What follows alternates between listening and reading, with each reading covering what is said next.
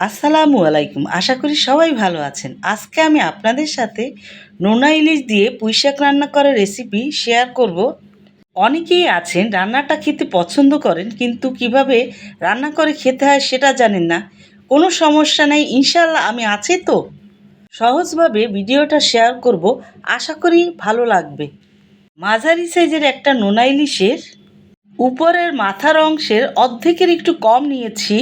এই মাছে প্রচুর লবণ থাকে, আর এটা কমানোর জন্য আমি এই বাটির ভিতরে মাছটা পানি ভর্তি ডুবিয়ে রেখে 5 মিনিট করে রেখে 5বার ধুয়ে নিয়েছি।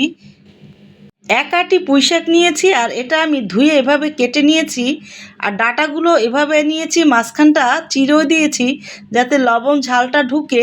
আর আঁশটা এরকমের আসলে আমি উঠাইনি, কারণ তাহলে পুঁইশাকটা এমনিতেই লোড আরও বেশি লোড বা আঠা আঠা হবে, সেজন্য। লবণটা আমি সরিয়ে নেওয়ার পরে মাছটা থেকে এখন এভাবে কেটে নিয়েছি।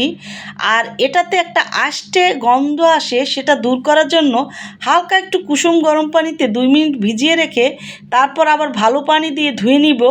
মাছটার লবণটা দূর করার জন্য বড় একটি পাত্রে বেশি পরিমাণ পানি দিয়ে মাছটা 10 মিনিট ভিজিয়ে রেখে তারপরে ধুয়ে নেবেন, তাহলে লবণটা অনেকটাই কমে যাবে মাছ থেকে।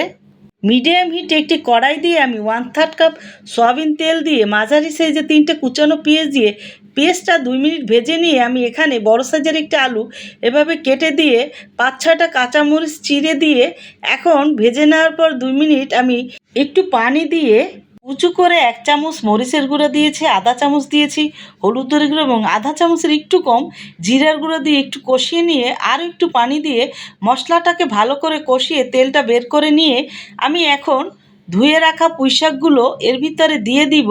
দিয়ে ঢাকনাটা দিয়ে জালটা আমি মিডিয়াম টু লোতে করে কিছুক্ষণ রান্না করে ঢাকনাটা উঠিয়ে নিয়ে এখন ভালো করে মশলার ভিতরে শাকটা আমি নেড়ে চেড়ে মিশিয়ে নিব।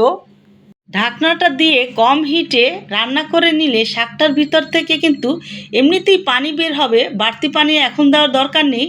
আর পুঁইশাকের ভিতরে আলু দিলে কিন্তু খেতে দারুণ লাগে।